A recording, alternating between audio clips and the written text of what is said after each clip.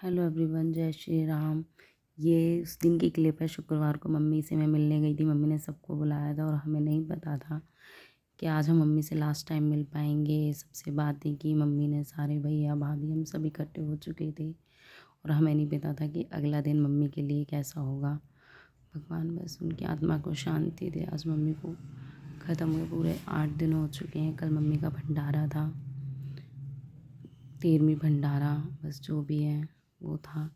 और अब मैं पहुंच चुकी हूँ घर पे, क्योंकि मैं एक दिन पहले पहुंच चुकी थी। कल का भंडारा है तो मैं पहुंच गई थी रात को 11:30 बजे। सब लोग वेट कर रहे थे हमारा। हम लोग आए, अब सब लोग खाना खा रहे हैं। यहाँ पे सब बैठे हैं, मैं हूँ, ये हैं, भाभी हैं, बच्चे हैं, मेरा भाई है छोटा वाला, इसी ने मम्मी को दाग दिया है। यहाँ पे सब लोग खाना खा रहे हैं और बस बातें चल रही हैं। गार्डन में मिठाई विठाई बन रही है, वहाँ पे हलवाई लगे हुए हैं तो बड़े भैया वहाँ पर हैं। कुछ लोग नीचे हॉल में बैठे हुए हैं। तो यहाँ पे चल रहा है खाना पीना और बस कल के बारे में डिस्कशन चल रहा है कि कल कैसे होगा। और हमारे घर में शादी भी है। इसकी शादी है हमारे घर में 18 तारीख की, और 8 दिन पहले ये हो गया। तो बस सोच नहीं सकते क्या है। हमारे लिए सिचुएशन बहुत गंभीर है, लेकिन हंसना भी है, रोना भी है। तो यही सब बातें चल रही है कि कल क्या करना है। सुबह जल्दी उठना है, सारी तैयारियाँ करनी है। तो यहाँ पे भैया ने लगा रखी है टीवी पे सारी फ़ोटोज़। खाना वाना खा लिया हमने, फिर उसके बाद यहाँ पे फ़ोटोज़ देख रहे हैं बच्चों की, हमारी सबकी पुरानी पुरानी फ़ोटो देख के सब लोग हंस रहे हैं कि क्योंकि पहले फ़ोटो अजीब तरह, मतलब आज जो हमने फ़ोटो खींची वो हमें अच्छी लग रही है, लेकिन बाद में फिर वही फ़ोटो हमें अजीब सी लगने लग जाती है। नहीं, हंसते हैं तो सारे बच्चों की मेमोरीज़ दिखा रहे हैं। बस यही चल रहा है, थोड़ा सा हंसी का माहौल, हंस रहे हैं। बाकी ये है नेक्स्ट डे, दूसरे दिन आज की मम्मी की 13वीं है, तो यहाँ पर चल रहा है हवन। सब लोग, भैया भाभी बड़े भैया, सब लोग, पूरी फैमिली मान लो यहाँ हवन में बैठी है।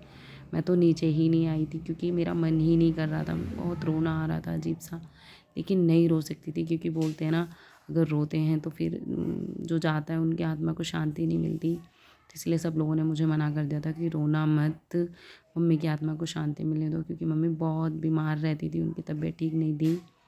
तो इसीलिए सब ने मना कर दिया था। अंदर अंदर थे तो सभी को रोना आ रहा था, लेकिन जो भी, बस मैं ये कहती हूँ भगवान मेरी मम्मी की आत्मा को शांति देना, उनको अच्छा जन्म देना, और अगले जन्म में उनको इतने दुख कभी बिल्कुल भी मत देना, क्योंकि मम्मी बहुत बीमार रहती थी, बहुत तबीयत खराब।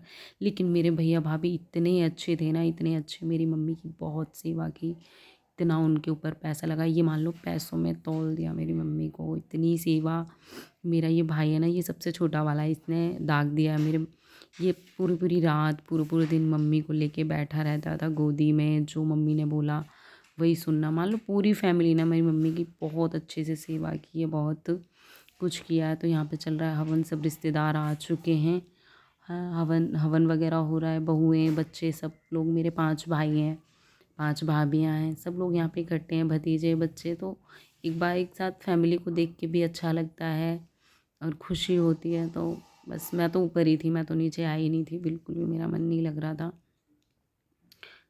समझ सकते हैं कैसा लगा था, क्योंकि यहाँ पे हवन करने के बाद, मान वान खिलाने के बाद गार्डन में जाना था, क्योंकि भंडारे का प्रोग्राम गार्डन में था और गार्डन था थोड़ा दूर। तो वहाँ पे कुछ लोग वहाँ पर भी थे, व्यवस्था वगैरह देख रहे थे। यहाँ पे सब लोग हवन में लगे हुए हैं। बस मैं क्या बोलूँ भगवान, किसी की माँ को इतना दुख मत देना, मतलब शरीर से दुख मत देना, क्योंकि मम्मी अपने शरीर से बहुत परेशान थी, बहुत को कष्ट है। ये मेरा छोटा भतीजा है, ये जो भाई के बगल में बैठा है ना, ये बहुत रोया मम्मी के जाने पे, क्योंकि इसको था मम्मी से बहुत लगाव था। इतना रोया, इतना रोया, क्योंकि मेरे पापा जब ख़त्म हुए थे ना, तो ये सिर्फ 1 महीने का था, इसने नहीं देखा था, तो बस रो रहा था, बहुत रोया। और बस नहीं बोला, मेरे मेरे दादाजी तो मुझे पहले ही छोड़ के जा चुके हैं। अब मेरी दादी भी चली गई, इसको इतना चुप करा। तो ऊपर जाता है ना, मम्मी के कमरे को देखता है तो बहुत रोता है। हम सबको वो वाला कमरा देख देख के रोना आ रहा है। भाभी इतना रो रही, छोटी वाली कह रही अभी तो सब लोग हैं, फिर सब लोग चले जाएंगे तो मैं कैसे रहूँगी, कैसे।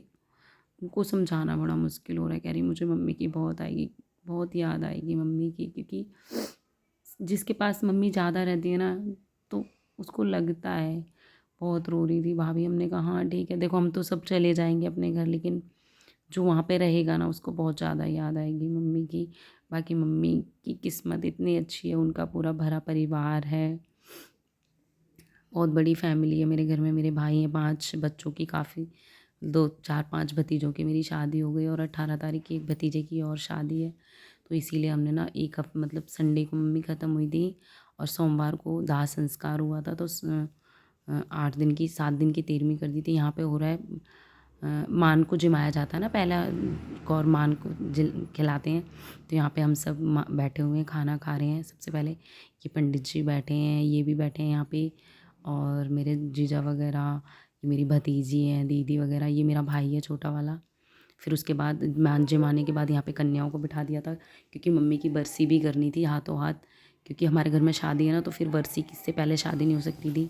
तो यहाँ पे मैं आ चुकी हूँ घर और बज चुके हैं 10। मम्मी का जो भी 13वीं भंडारा जो भी था बहुत अच्छा। 13वीं, हाँ 13वीं थी। सुबह वो हुआ था हवन, और अभी फिर दिन में गार्डन में खाना वाना था, भंडारा। तो सब कुछ अच्छे से निपट गया, और बस भगवान मम्मी की आत्मा को शांति दे, बस ये कहेंगे। तो मैं आ गई हूँ घर पे, क्योंकि कल बच्चों का टेस्ट है। और देखो एक अजीब सिचुएशन है हमारे लिए, हमें समझ नहीं आ रहा हम रोएं या हंसें, क्योंकि इधर मेरे घर में शादी भी है और मम्मी भी नहीं रही, तो दुख और खुशी दोनों चीज़ें हैं, क्योंकि 18 तारीख हमारे घर में शादी है। तो अब आज 7 दिन की तेरहवीं, इसीलिए 7 दिन की तेरहवीं कर दी मम्मी की। संडे को ख़त्म हुई थी, तो आज संडे है, मंडे को दाग लगा था, तो ऐसे मतलब आज 7 दिन का हो गया। तो अब कल मंडे है, कल से काम शुरू हो जाएंगे। अब मेरे पास 2 दिन का टाइम है, 2 दिन में मुझे पैकिंग वैकिंग करनी है, फिर मुझे बुधवार को पहुंचना है भैया के यहाँ, क्योंकि वहाँ पे मुझे दिल्ली पहुंचनी है, काफ़ी सारे काम है। तो शादी का माहौल होगा, जो भी रहा ठीक रहा।